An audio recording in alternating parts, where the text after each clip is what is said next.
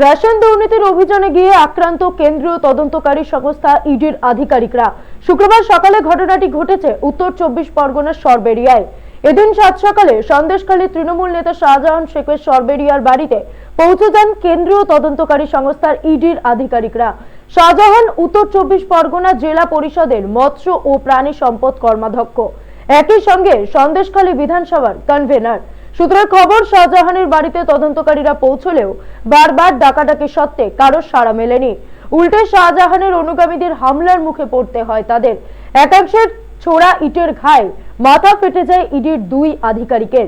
সঙ্গে কেন্দ্রীয় বাহিনীর জওয়ানরা থাকলেও একাংশ গ্রামবাসীর রণংদেহী মূর্তির মুখে পড়ে রীতিমতো পিছু হটে। আক্রান্ত এক ইডির আধিকারিক বলেন, আচমকা হামলা শুরু হলো, তাতেই দুজনের মাথা ফেটেছে। উল্লেখ্য, রেশন দুর্নীতির তদন্তে নেমে এভাবে হামলার মুখে পড়ার ঘটনা এই প্রথম। স্বভাবতই বিষয়টি ছড়িয়ে গিয়েছে চাঞ্চল্য।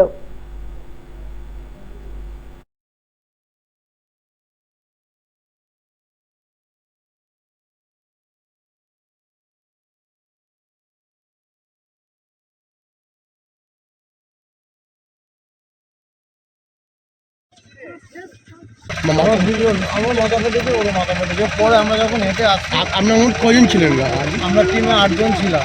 8 জন আছে, বাসে আসছে। আর বাকি কারা ওরকম ওখানে আছে না বেরিয়ে এসছে? কোনো যোগাযোগ নেই, কোনো যোগাযোগই নেই।